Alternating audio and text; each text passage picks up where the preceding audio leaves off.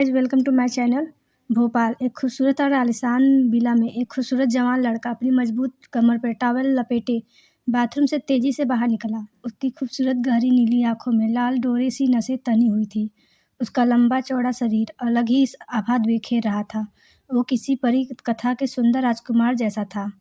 डैमेनिट, उसने नीचे देखा और गुस्से में बड़बड़ाया। उसके चेहरे के एक्सप्रेशन सख्त और गुस्से से भरे थे। उसने अपना फ़ोन उठाया और अपने असिस्टेंट का नंबर डायल किया। पहली ही रिंग पर कॉल पिक होते ही उसने कहा, हर्षद, मेरे लिए एक वर्जिन लड़की ढूंढो और उसे मेरे पास लेकर आओ, जल्द से जल्द। उसकी बात सुनकर दूसरी तरफ मौजूद उसके असिस्टेंट की हैरानी और घबराहट भरी आवाज़ आई, सर, आप सच में ऐसा चाहते हैं? अपने असिस्टेंट की सवाल की वजह को समझ चुका था वह। अपने काम में दिन रात बिजी रहने वाला बॉस अचानक आधी रात को किसी लड़की की डिमांड करेगा तो हैरानी तो होनी ही थी उसे। उसने ना चाहते हुए भी उसे एक्सप्लेन किया, मैंने एक पार्टी में कुछ गलत पी लिया है, अब जल्दी करो। उसकी जगह गहरी आवाज़ में बेचैनी साफ जाहिर हो रही थी। ठीक है सर, मैं करता हूँ। उसका असिस्टेंट उस वो कोल्ड वॉइस को सुनकर ही उसके चेहरे पर मौजूद भावों की कल्पना कर सकता था। फ़ोन कट चुका था। अब वो लड़का बेचैनी में अपने बालों को अपने हाथ पर घुमा रहा था। इस वक्त उस शख्स का शरीर किसी गर्म भट्टी की तरह तप रहा था। दिमाग में अजीबोगरीब ख़्याल आ रहे थे। उसने अपने अंदर की बेचैनी को कम करने के लिए टेबल पर रखा ठंडे पानी का पूरा गिलास एक सांस में खाली कर दिया, लेकिन शायद उससे कोई फ़ायदा नहीं हुआ। उसने एक सिगरेट निकाली और बालकनी की ओर चला गया।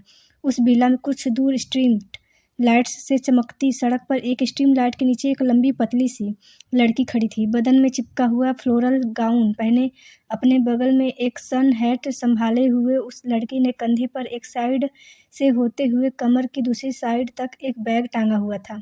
उसके हाथों में आड़ी तिरछी लकीरों से भरा एक मैप था जिसे वो उस पीली मध्यम रोशनी में बहुत ध्यान से देख रही थी। उसके चेहरे पर थकान और परेशानी साफ झलक रही थी। वो लड़की एक ट्रिप पर आई थी। ये भी अनामिका गुजरात के एक अमीर और संपन्न परिवार से थी। इस वक्त वो रास्ता भटक गई थी, लेकिन उसके लिए उससे भी बुरा ये था कि उसका फ़ोन भी डेड पड़ गया था और उसे अभी तक एक भी इंसान नज़र नहीं आया जिससे वो कोई मदद मांग सके। आसपास पसरे सन्नाटे को देख वो जितनी घबराई हुई थी उतनी ही हैरान भी थी।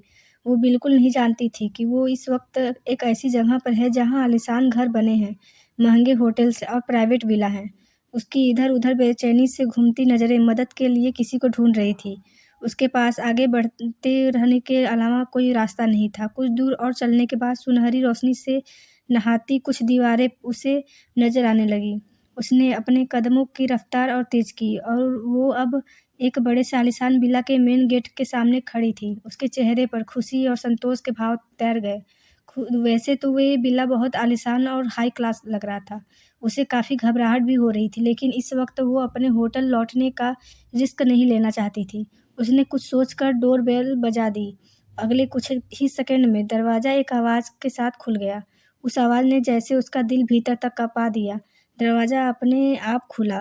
वहाँ उसके अलावा अभी भी कोई नहीं था। उसने खुद कुछ देर इंतज़ार किया, ये जानने के लिए कि उस घर का मालिक दरवाज़ा खोलने के बाद बाहर आएगा, मगर ऐसा कुछ नहीं हुआ। कोई भी बाहर नहीं आया। क्या बात है, कुछ ज़्यादा ही दयालु नहीं लग रहा ये हाउसमैन ओनर, अनामिका धीरे से बुदबुदाई। उसने एक कदम अंदर रखा। वो अब एक हॉल में खड़ी थी। शान और शौकत और चकाचौंध से भरा हॉल किसी पैलेस जैसा लग रहा था। अनामिका की हैरान नज़रें बहुत ध्यान से इधर-उधर देख रही थी। वो थोड़ा और आगे बढ़ी। हेलो, कोई है यहाँ? उसने पुकारा, लेकिन उसे कोई जवाब नहीं मिला। ये कैसे हो सकता है? लाइट्स ऑन थी और किसी ने उसके लिए दरवाज़ा भी खोला था, यानी कोई तो होगा इस विला में। सामने सीढ़ियाँ थीं। अनामिका ने एक-एक कर सीढ़ियाँ चढ़ना शुरू किया। सुनिए, क्या कोई है यहाँ? मैं अनामिका कहते हुए रुक गई। वो इस वक्त एक बड़े से बेडरूम के बाहर खड़ी थी। उस कमरे की लाइट्स ऑन थी। अब उसे किसी के होने का एहसास हो रहा था। उसके माथे पर चिंता और घबराहट की लकीरें खींच गई। वो पिछले आधे घंटे से रास्ता ढूंढ रही थी। अब रात भी हो चली। अगर उसे यहाँ भी कोई नहीं मिल पाता बताने के लिए, तो उसे आज की रात खुले आसमान के नीचे बितानी होगी। Hello, is anyone there? Bedroom के आधे खुले दरवाजे के अंदर झाँकते हुए उसने पूछा, और तभी अचानक किसी ने बहुत ताकत से उसकी कलाई को पकड़ा और उसे कमरे में खींचना शुरू कर दिया। अगले ही पल कमरे में की लाइट्स बंद हो गई। आह! कौन हो तुम? ये क्या कर रहे हो? अनामिका ने डर कर घबराते हुए पूछा। उसकी सांसें बहुत तेज चल रही थीं। Shut up! एक आदमी की कर्कश आवाज़ उसके कानों में पड़ी। तुमने लाइट्स क्यों बंद कर दी? अनामिका की घबराहट बढ़ती ही जा रही थी। कहीं वो किसी की साइको के चंगुल में तो नहीं फँस गई? क्या वो अब उसे मारने वाला है? उसके मन में डर बहुत बढ़ता ही जा रहा था। क्योंकि मैं तुम्हारा चेहरा नहीं देखना चाहता। उस आदमी की कोल्ड वॉइस फिर से गूंजी। उसके बाद उस करने का लहज़ा बहुत ही घटिया था, जैसा वो उससे कितनी नफ़रत करता हो। वो सोच रहा था कि इस लड़की को उसके असिस्टेंट ने भेजा है, तो सिर्फ़ उसकी ज़रूरत पूरी करेगी। उस आदमी ने उसे उठाकर बेड पर फेंका तो वो डर कर से काँप गई। अगले ही पल उसका भारी भरकम शरीर अनामिका के ऊपर आ गया। अनामिका का दम घुटने लगा। वो एक बार फिर ज़ोर से चिल्लाई। अनामिका ने पूरी ताकत से लगाकर उसको धक्का देने की कोशिश की। "You bastard! जाने दो मुझे, छोड़ो मुझे।" वो गुस्से और डर से चीख रही थी। उसकी चीखें और उसका डर अगले ही पल उस आदमी ने दबा दिया। उसके होठों अब उस आदमी के होठों की गिरफ्त में थे। अनामिका का ज़हन घृणा से भर उठा था। उस शख्स को शोर से और ऐसी औरतों से नफ़रत थी जो अपना काम ठीक से ना करती हों। उसके लिए वो बस एक खिलौना थी, जो उसके दरवाज़े तक पहुँच गई थी। फिर किस हक़ से वो उसे इनकार कर रही थी? वो उसे एक पैसा भी कम नहीं देगा, बल्कि उसकी कीमत से 10 गुना ज़्यादा देगा। उस लड़की से आती भीनी-भीनी महक ने उसके गुस्से को लालच में बदल दिया। वो उसे अब बिल्कुल नहीं छोड़ने वाला था। अनामिका की आँखें बड़ी हो गई थीं। वो उसे जगह-जगह छू रहा था। उसने अपने छोटे-छोटे हाथों से बहने लगे। लाचारी और मायूसी से उसका दिल बैठा जा रहा था। वो ये भी नहीं जानती थी कि ये आदमी कौन है, लेकिन उसे इस बात का एहसास हो चुका था कि वो खतरे में है। उसका खुद को बचाना पाना बहुत मुश्किल है। वो आदमी कैसा दिखता है, उस अंधेरे में ये देखना भी मुश्किल था। उस शख्स की कर्कश और ठंडी आवाज़ उसके दिल में डर की लहर पैदा कर रही थी। ऊपर से वो जिस तरह से उसे टच कर रहा था, ये चीज़ें उसे घृणा से भर दे रही थी। उस आदमी के शरीर से आती तेज़ गंध अनामिका का डर बढ़ाने के साथ-साथ उसे बेचैनी कर रही थी। उसका दम घुट रहा था। अनामिका को एहसास हो चुका था कि ये रात उसके लिए काफ़ी ना भूलने वाली रात होने वाली है। अनामिका अपनी शादी से पहले एक ट्रिप पर निकली थी, लेकिन उसने कभी सोचा ही भी नहीं था कि उसकी ज़िंदगी में कभी ये दिन भी आएगा। बाहर हॉल में दूसरी लड़की आ चुकी थी। उसने जब सीढ़ियों पर किसी लड़की की दर्द से तड़पती आवाज़ सुनी और साथ ही किसी आदमी की वाइल्ड वॉइस सुनी, तो वो डर कर उल्टे पैर वहाँ से निकल गई। उस रात अनामिका की ज़िंदगी में वो बस बर्बाद हो रहा था, जिसकी कल्पना उसने अपने प्यार के साथ ही की थी। वो लम्हे, वो निशांत, वो अपने होने वाले पति के साथ जीने वाली थी।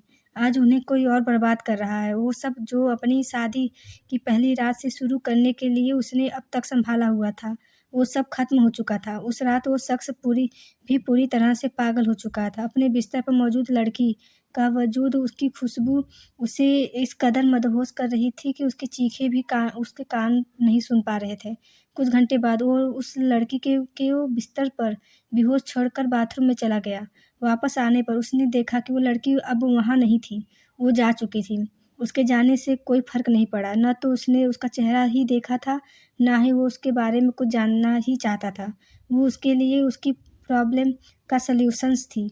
अगर वो उसे देख भी लेता तो उसे वो सिर्फ़ गुस्सा ही आता और वो उसे खुद पैसे देकर यहाँ से चले जाने को कहता। वो उस रात के बारे में भूल जाना चाहता था। खिड़की से आती चाँद की रोशनी की ओर देख उसने सुकून भरी एक ठंडी सांस ली और अपनी कमर पर लपेटा टॉवल उसने सोफ़े पर फेंक दिया।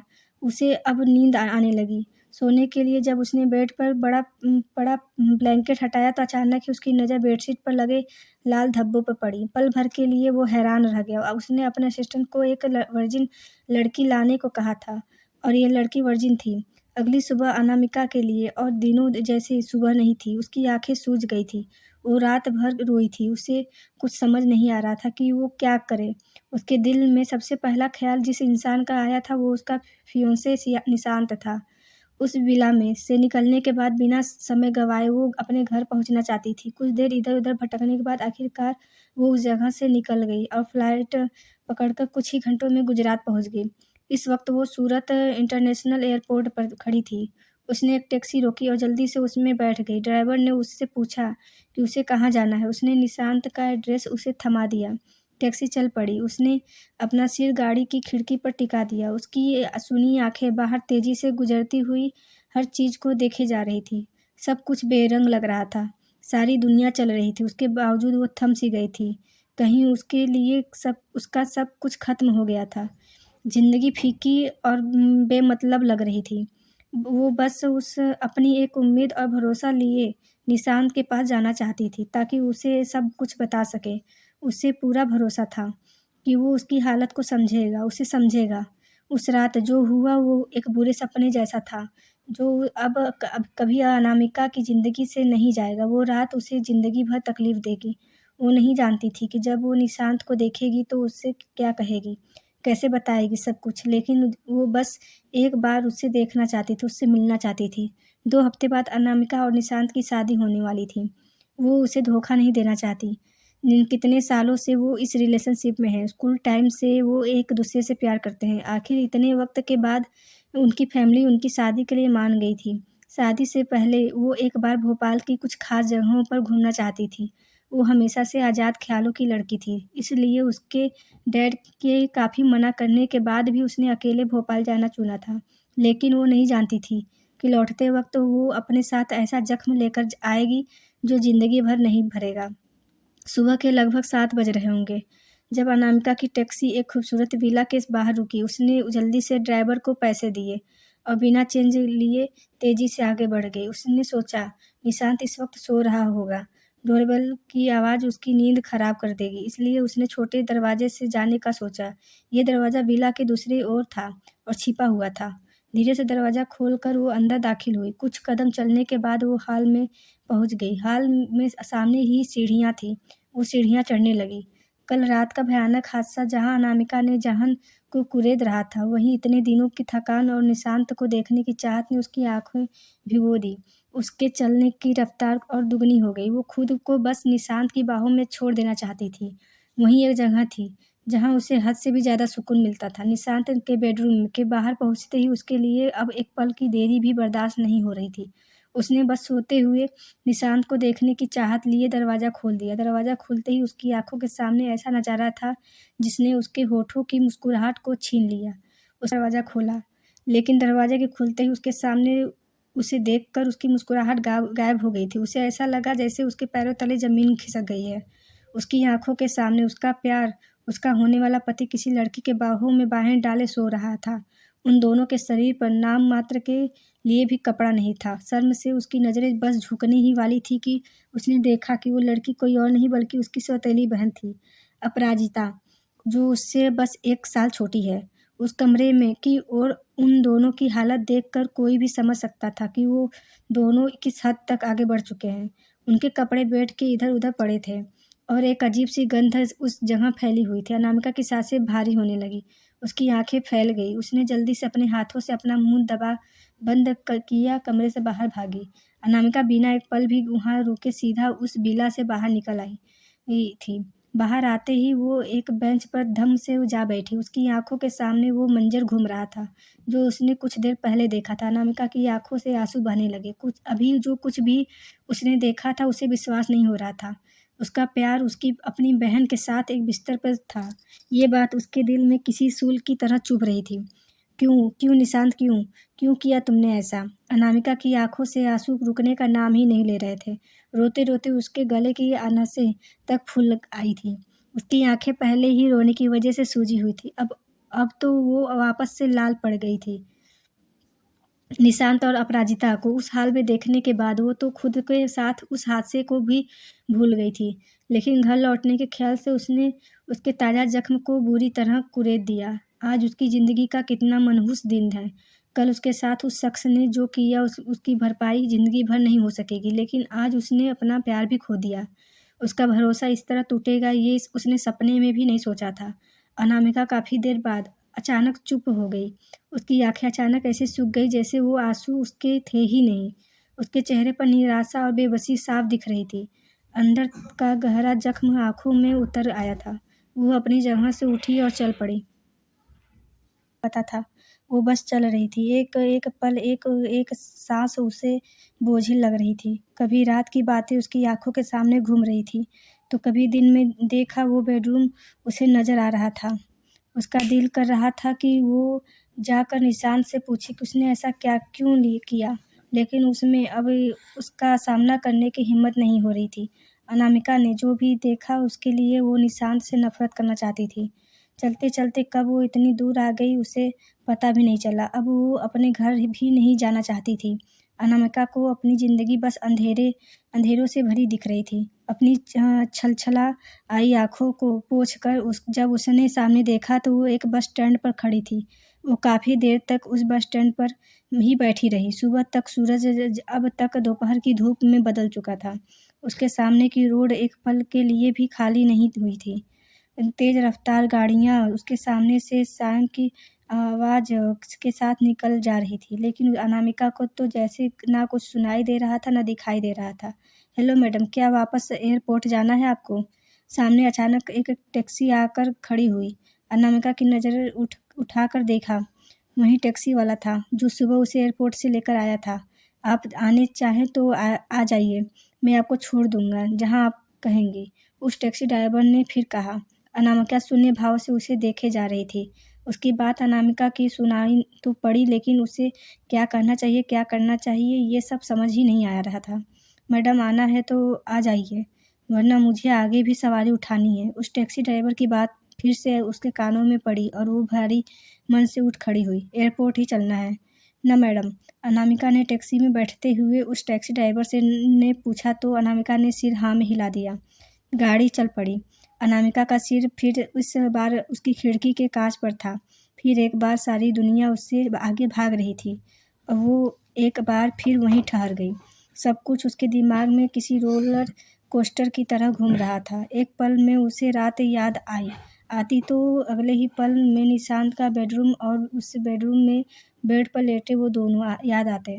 कभी हंसती मुस्कुराती खुद की छवि याद आती और फिर अचानक उस छवि के साथ निशांत और उसका साथ वक्त बिताना याद आता। लेकिन अगले ही पल उसे उस विला में जाती अनामिका दिखती है और उसकी आंखें छछला जाती हैं।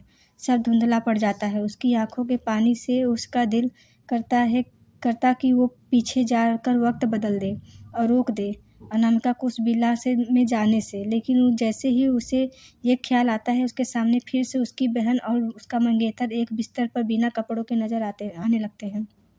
आखिर अपने कौन सा फैसले को गलत ठहराऊं मैं? विला में जाने को, ट्रिप पर जाने को या निशांत पर भरोसा करने को? क्या ये मेरी गलती है कि मुझे ऐसे इंसान से प्यार हुआ जो मेरी बहन के साथ मिलकर मुझे धोखा दे रहा था? या इस बात के लिए खुश हूँ कि शादी से पहले मुझे उसका सच पता चल गया, लेकिन क्या मतलब रह गया? अब हर चीज़ का ना मैं वो रही जो मैं थी, ना मेरे पास अब कुछ बचा है। वो मन ही मन कह रही थी। न जाने कब उसकी आँखों से फिर आँसू बहने लगे। उसे पता भी नहीं चला, लेकिन अब वो अपना आपा भी खो बैठी थी। उसने गाड़ी की खिड़की के कांच पर गाड़ी चला रहा था। वो अचानक अनामिका के रोने की आवाज़ सुनकर डर गया। उसने पीछे मुड़कर अनामिका से पूछा, मैडम आप ठीक तो हैं? अनामिका उसकी आवाज़ सुनकर तुरंत ही शांत हो गई। उसने अपनी सिसकी बांधती हुई आवाज़ के साथ कहा, मैं ठीक हूँ। टैक्सी ड्राइवर ने गर्दन हाँ में हिलाई।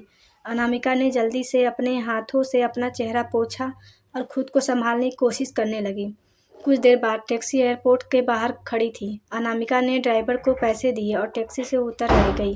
वो कुछ देर तक एयरपोर्ट से के बाहर खड़ी बस आसपास देख रही थी। कुछ तो चल रहा था उसके मन में। मैं कुछ देर बाद एयरपोर्ट के अंदर चली गई।